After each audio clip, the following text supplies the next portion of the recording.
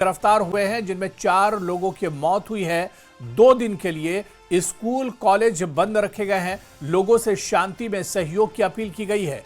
तो लद्दाख से बड़ी खबर, जहां आज भी धारा 163 लागू है। चप्पे चप्पे पर सुरक्षा के कड़े इंतजाम किए गए हैं।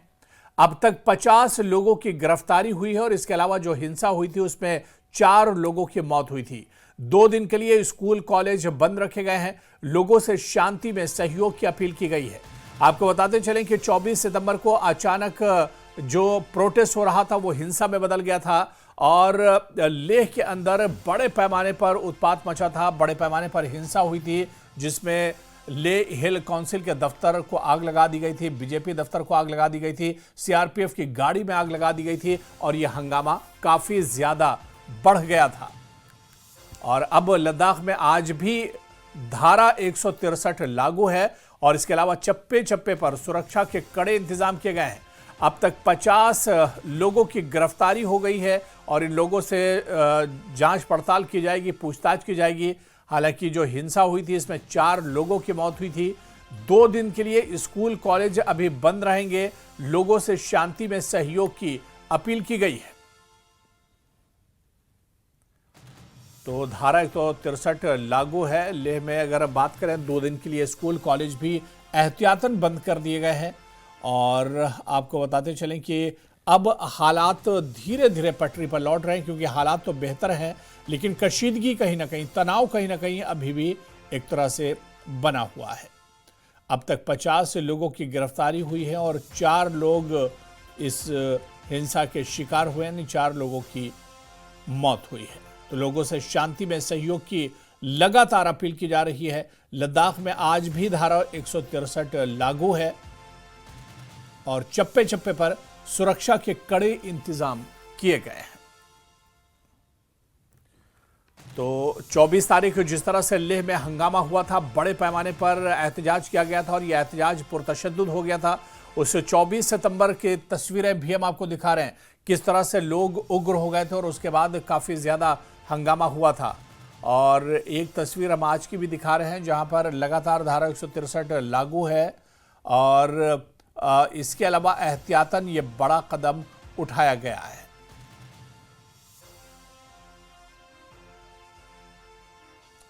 तो जहां पर अब ये हालात खराब हैं वहां पर स्कूल 2 दिन बंद रहेंगे। स्कूल और कॉलेजेस को बंद रखा गया है। इसके अलावा आज भी लद्दाख में धारा 163 लगा दी गई है।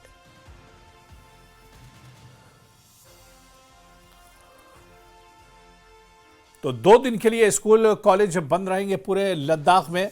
और हिंसा वाले लद्दाख में आज जो हालात हैं कदरे बेहतर हैं, लेकिन लोगों से यही कहा गया है कि वो पीसफुल रहें और एक तरह से तमाम चीज़ों में एहतियात बरतें। Total 90 injured person district hospital में एडमिट हुआ था। इसमें 4 जो है उनका डेथ हुआ था और साथ ही 7 इंजर्ड क्रिटिकली इंजर्ड हुआ था और उसमें मेजर ट्रॉमा में 20 लोग थे। माइनर ट्रॉमा में 60 जो कल 24 तारीख को जो हुआ था उसमें माइनर ट्रॉमा में 61 से 1 थे, यानी 61 थे। उसमें से 50 जो है कल ही डिस्चार्ज किया था हॉस्पिटल से। एक और जो आज 25 तारीख को जो लेह से दिल्ली को भेजा। 2 दिन के लिए स्कूल कॉलेज अभी बंद रखे गए हैं। हालांकि पहले से अब हालात बेहतर हैं। जिस तरह से 24 सितंबर को हालात खराब हुए थे, लेकिन उसके बाद अब 2 दिन के बाद हालात पटरी पर तेजी से लौट रहे हैं।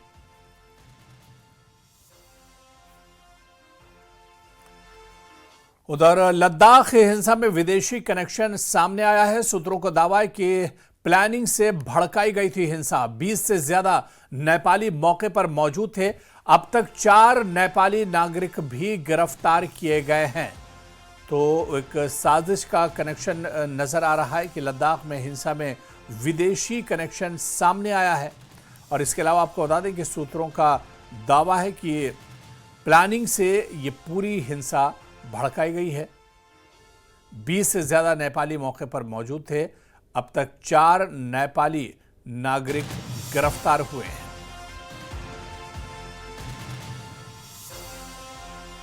तो लद्दाख हिंसा में विदेशी कनेक्शन भी अब सामने आया है। ये खबर भी सामने आई है। और चलिए, हमारे सहयोगी मोरूफ इस वक्त हमारे साथ जुड़े हुए। मोरूफ, लगातार इस हादसे को, इस घटना को जिस तरह से प्रोटेस्ट किया जा रहा है, इसे लगातार कवर कर रहे हैं। मोरूफ, आज किस तरह के हालात हैं? पहले तो लेह की बात करें और उसके बाद पूरे लद्दाख की अगर बात करें तो आज तीसरा दिन है, 26 तारीख है। किस तरह के हालात हैं? जी, सबसे पहले मैं आपको अभी तक की जो वाकया हुआ इसके बारे में थोड़ा आपको बता दूं। जो जी, जैसे कि हमारे जो एडिशनल डिस्ट्रिक्ट मजिस्ट्रेट ने बताया कि 7 पेशेंट आईसीयू में थे, सभी की हालत स्टेबल में था, लेकिन एक लेडी है, उनकी हालत थोड़ा नाजुक बताए गए थे, तो उनको कल एयरफोर्स की स्पेशल प्लेन से दिल्ली एम्स में भर्ती कराया गया। तो ये कल जिस तरह से 24 तारीख को ये था, उसके बाद 25 तारीख को एयरफोर्स की जो स्पेशल जहाज के थ्रू उनको दिल्ली एयरलिफ्ट किया गया। और जहां तक लद्दाख लेह की बात करें, जो इंजर्ड है वो अभी सारे स्टेबल है। लगभग 18 के तादाद में इंजर्ड हॉस्पिटल में एडमिट है, उसमें से 7 आईसीयू में था। और जहाँ तक लद्दाख की चीफ सेक्रेटरी हो वो भी विजिट किया, जो एमपी हो वो भी एसएनएम हॉस्पिटल में। मोरूफ, ये जो पूरी हिंसा जो लेह में हुई है, इसमें अब विदेशी कनेक्शन यानी फॉरेन कनेक्शन भी निकल कर आ रहा है। खासतौर से लद्दाख कनेक्शन भी निकल कर आ रहा है। कई लद्दाखियों माफ किया, नेपाली जो कनेक्शन है वो भी निकल कर आ रहा है। नेपाल और कई नेपालियों को गिरफ्तार भी किया गया है। इस हवाले से क्या कुछ जानकारी मिल पा रही है?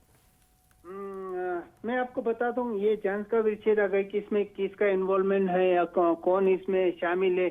लेकिन आपको ये भी बता दूं कि लद्दाख में इस वक्त समर का सीजन है, तो बहुत सारे नेपाल के हो या बिहार के हो, झारखंड के हो, डोडा के हो, सभी जो मजदूर लद्दाख में सीजन में आते हैं, तो हो सकता है उसमें से 1, 2, 4 को गिरफ्तार किया गया। लेकिन मैं फिर से बताता हूँ कि ये जांच का विषय होगा, इसमें कितना इसका रोल है, क्योंकि उस दिन रैंडमली सभी को अरेस्ट किया गया। आपको मैं ये भी बता दूं, ये भी मैं स्पष्ट करा दूं, 2 डोडा के लेबर्स को भी गोली लगा, जिसमें हॉस्पिटल्स में हम खुद जाके उनसे मिल के आए। 2 लोगों को गोली लगा, लेकिन उनकी हालत भी स्टेबल है। कहने का मतलब ये है कि जो लद्दाख में इस वक्त लेबर की संख्या है, जो मजदूर की संख्या पॉपुलेशन से ज्यादा लद्दाख में आ जाते हैं समर सीजन में, अप्रैल से लेके अक्टूबर एंडिंग तक रहता है। तो उसी समय जो जिस तरह से सीआरपी और पुलिस ने रैंडमली अरेस्ट किया, उसमें हो सकता है। लेकिन मैं फिर से आपको बता दूं, ये जांच का विषय रहेगा। इसमें किस तरह से उनका रोल रहेगा, वो जांच का विषय रहेगा। हम इस पे कोई ज्यादा टिप्पणी नहीं करना चाहेंगे। लेकिन जिस तरह से बिल्कुल जाहिर सी बात है कि जांच पड़ताल के बाद तमाम चीजें निकल कर सामने आएंगी। लेकिन मोरूफ, लेह के आज के हालात की अगर बात करें, सड़कों पर किस तरह से क्या लोग नजर आ रहे हैं? क्या मार्केट और कारोबार जो बाजार हैं वो अब खुल चुके हैं? किस तरह के आज हालात हैं ग्राउंड जीरो पर? मैं आपको बताता हूँ, आज भी हालात नाजुक बना है, लेकिन उम्मीद रखते हैं कि ज्यादा मतलब दिन ब दिन इम्प्रूव होते जाएंगे। लेकिन देखने वाली बात यह होगी, जब इन जो 4 जिनकी मृत्यु है, उनकी अंतिम विदाई के दिन किस तरह से माहौल रहा, ये देखने वाली बात होगी। क्योंकि 1-2 दिन में इनका अंतिम संस्कार होने वाला। और जहाँ तक दुकानें की बात है, सभी इस वक्त दुकानें बंद है। अभी तक का जो जानकारी निकल के सभी बंद है। लेकिन क्या पता आफ्टरनून में एडमिनिस्ट्रेशन कुछ छूट दे सकता है दुकानों को खोलने के लिए। हालांकि आधिकारिक तौर पर कोई इसकी जानकारी नहीं मिला, लेकिन जिस तरह से सिचुएशन को देखते हुए हमें ऐसा लग रहा है कि कुछ ना कुछ डील दे सकता है। क्योंकि 2-3 दिन से बंद है, तो लोगों के पास खाने पीने के भी मुश्किल पड़ रहा होगा। क्योंकि इस समय लद्दाख में टूरिस्ट का सीजन है, खासकर होटलें और गेस्ट हाउस में जो खाने पीने की चीजें हैं रोज खरीदा जाता है, तो उसमें एडमिनिस्ट्रेशन इस हवाले बिल्कुल, यानी लगातार बंद है और उसकी वजह से काफी लोगों को परेशानी हो रही है। बहुत बहुत शुक्रिया मोरूफ, नजर बना रखिए, दोबारा से आपके पास लौटेंगे और जानकारी लेंगे। तो अभी भी लेह में एहतियातन एक तरह से बंद रखा गया प्रशासन की तरफ से, और लेह में अभी भी धारा 163 लागू है।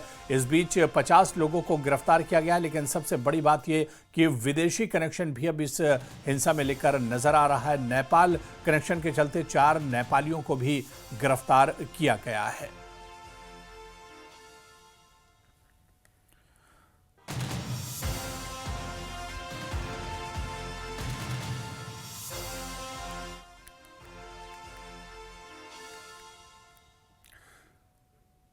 उधर लेह हिंसा को लेकर लद्दाख के एलजी कविंदर गुप्ता ने न्यूज 18 से खास बातचीत में कहा कि अब लेह में स्थिति धीरे धीरे सामान्य हो रही है। इस दौरान एलजी ने लोगों से शांति बनाए रखने की भी अपील की है। साथ ही उपराज्यपाल कविंदर गुप्ता ने विपक्षी दलों पर निशाना भी साधा है। सुनिए।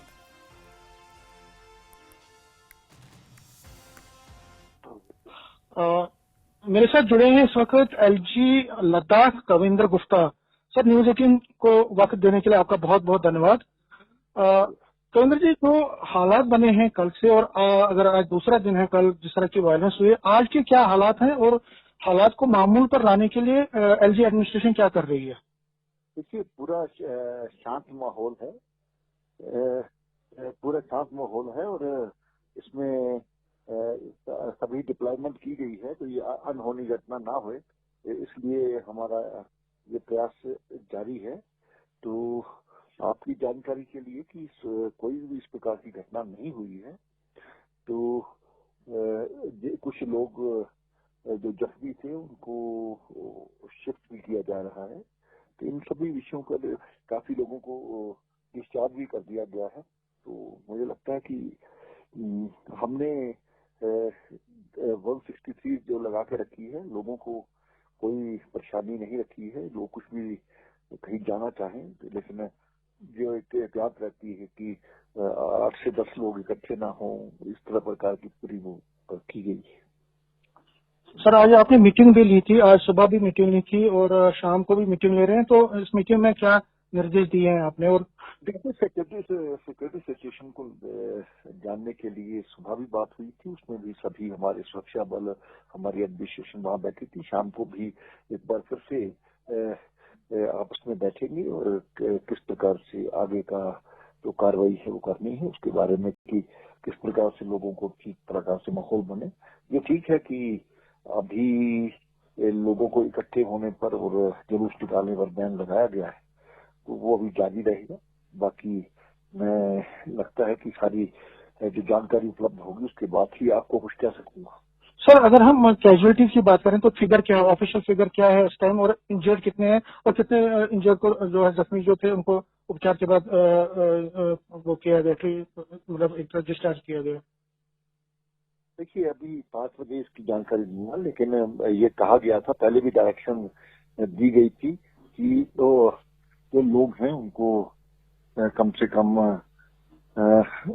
जो लोग ठीक हो चुके हैं, माइनर जिनको चोटें थी, उनको डिस्चार्ज कर दिया जाए। तो मुझे लगता है कि एक बार 5:30-6 बजे के बाद जब हमारी चर्चा होगी तो मैं इसमें पूरा फिगर, ऑफिशियल फिगर वहाँ हमारा स्पोक्स पर्सन बोलेगा। एलजी साहब, कल जो जिस तरह आपने वीडियो कॉन्फ्रेंसिंग भी आपने लोगों से एड्रेस भी किया था, ये जो है इस वायलेंस में कहा जा रहा है कि पॉलिटिकल एक एंगल है इसमें, तो आपको क्या लगता है कि एक कोशिश की गई कि यहाँ पे जो एक पीसफुल माहौल है उसको खराब करने की? बिल्कुल, बहुत से लोग, हमारी वीडियोस हैं जो उसमें हैं, उसमें स्थानीय लोग ये देख रहे हैं कि कौन लोग यहाँ पर किसको उकसा रहे थे, उसी के कारण से इस प्रकार का माहौल बना है। पहले सब कुछ शांतिपूर्ण चल रहा था और हमने भी जो डिप्लॉयमेंट की थी, सिर्फ लाठियों के साथ पुलिसकर्मी वहां खड़े थे, लेकिन जब उनको भी जलाने की कोशिश की जाएगी, उनकी गाड़ी को जो बीच में बैठे थे, तो स्वाभाविक बात है कि उसके लिए एक्शन इस प्रकार का लेना पड़ा। जी, एक्शन लेना पड़ा। तो अभी जो लोग जो प्रोटेस्ट पे थे या जो डिमांड पे कर रहे हैं, कुछ चीजों की डिमांड कर, उनके साथ क्या कोई कल से कोई वार्तालाप हुई है, आपकी कोई बात हुई है एलजी एडमिनिस्ट्रेशन की, या उनको कॉन्फ्लिक्ट? ये केंद्र ने कुछ लोगों को बुलाया है और हालात यहाँ पर ठीक हो तभी बातचीत हो सकती है। इसकी ऐसे कुछ कहा नहीं जा सकता, लेकिन आपस में चर्चा, जो रिलीजियस संगठन है उनके साथ में चर्चा आपस में बैठ करके हो रही है। तो ये जो आपको लगता है कि सियासत इसमें जो आई है ये गलत है और कहीं ना कहीं कुछ पॉलिटिकल पार्टी जो है इंस्टिगेट कर रही है? देखिए, इससे पहले भी हिंदुस्तान में बहुत से ऐसे आंदोलन हैं जो हम जानते हैं कि यहाँ पर माहौल खराब करने के लिए, यहाँ पर जब इस प्रकार का पहले भी होता रहा है, तो हम चाहते हैं कि इस प्रकार की वो कोई चीज ना हो, तो उसको एहतियाती ये रोकना बहुत जरूरी था, नहीं तो ये आंदोलन बहुत बढ़ गया होता। तो मुझे लगता है कि काफी लोगों को यहाँ पर मरवाने की कोशिश की जा रही थी, जिसको हमने रोका है। सर, इस पे सियासत बहुत हो रही है। डॉक्टर फारूक अब्दुल्ला भी आज प्रेस कॉन्फ्रेंस में बयान दे रहे थे। महबूबा मुफ्ती भी कह रही है कि देखिए जी, जिस तरह से लद्दाख में हुआ, ये कहीं ना कहीं फेलियर है, सेंटर को दोष दे रहे हैं, और कहीं ना कहीं ये भी कह रहे हैं कि जम्मू कश्मीर को भी स्टेटहुड मिलना चाहिए, नहीं तो यहाँ पे भी हालात खराब हो सकते हैं। तो आपको लगता है कि उकसाने की कोशिश है ये? देखिए, इस प्रकार के नेताओं को राजनीति नहीं करनी चाहिए। हम सब जानते हैं इन्हीं के राज में कितने लाखों लोगों को वहां पर कश्मीर छोड़ना पड़ा था। अपने उधर का ध्यान रखिए, हम इसका ध्यान रख रहे हैं। तो लास्ट में क्या पैगाम है, क्या आप अपील करते हैं लद्दाख के लोगों को? देखिए, मैं लोगों से पहले की तरह अपील करता हूं, जो शांति व्यवस्था बनी है उसको लगातार बनाए रखें। हमारी तरफ से जो पूरा सहयोग है वो हम कर रहे हैं। लद्दाख की बेहतरी के लिए काम किया जाएगा। सर, न्यूज़ 18 से बात करने के लिए आपका बहुत बहुत धन्यवाद। धन्यवाद। आगे बढ़ेंगे। आमिर खान की फिल्म 3 इडियट से सोनम वांगचुक हीरो बने। हर तरफ आमिर खान के साथ साथ सोनम वांगचुक की वाहवाही हुई, लेकिन यही सोनम वांगचुक अब केंद्र सरकार की नज़र में विलन बन गए हैं। वजह है लेह हिंसा। लेह में हिंसा के आरोपों से घिरे सोनम वांगचुक की मुश्किलें बढ़ती दिख रही हैं। गलत तरीके से विदेशी फंडिंग को लेकर सोनम वांगचुक के एनजीओ का FCRA लाइसेंस रद्द कर दिया गया है। CBI अवैध फंडिंग की जांच कर रही है।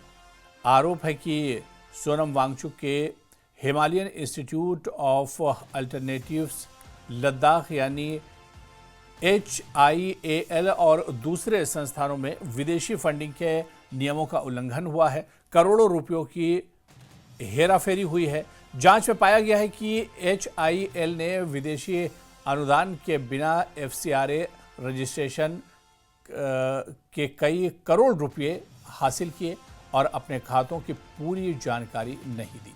CBI ने गड़बड़ी की जांच शुरू कर दी है। शुरुआती जांच में पाया गया है कि हेल ने गलत तरीके से करोड़ों रुपए हासिल किए हैं, अपने खातों की पूरी जानकारी नहीं दी और हेल्थ से अपनी कंपनी सेशियन इन्वेंशंस प्राइवेट लिमिटेड को करोड़ों रुपये ट्रांसफर कर दिए, जो संदिग्ध है। जांच में यह भी पता चला है कि सोनम वांगचुक के कई व्यक्तिगत बैंक खाते हैं, जिसमें से अधिकांश घोषित नहीं है और उन खातों में विदेशी फंडिंग हुई है। साथ ही वांगचुक ने साल 2021 से 24 के बीच करोड़ों रुपये विदेशों में भी भेजे हैं।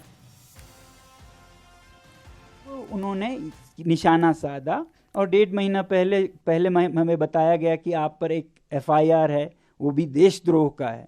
उसके बाद हमारे विद्यालय की ज़मीन वापस ले जा रहे हैं, ऐसा नोटिस आया। उसके बाद CBI की इंक्वायरी, ये 2 हफ्ते पहले की बात है, CBI की, फिर इनकम टैक्स के पता नहीं क्या क्या। तो CBI के नोटिस में ये लिखा है कि 2022 से 24 में आपकी संस्था ने विदेशी मुद्रा ग्रहण किया, जबकि आपके पास अनुमति नहीं है, FCRA नहीं है। हमने FCRA नहीं लिया क्योंकि हमारा इरादा नहीं है विदेशों से हम भीख मांगे, ठीक है। मगर 2000 लेकिन आपने पैसे तो लिए। हाँ, अब देखिए वो क्या पैसा है। ये किसी भी यूनिवर्सिटी का सपना होगा और जो ये यूनिवर्सिटी करने में काबिल होगी उसे पुरस्कार दिया जाएगा कि उसका ज्ञान यानी कि भारत का ज्ञान विदेशों में निर्यात हो।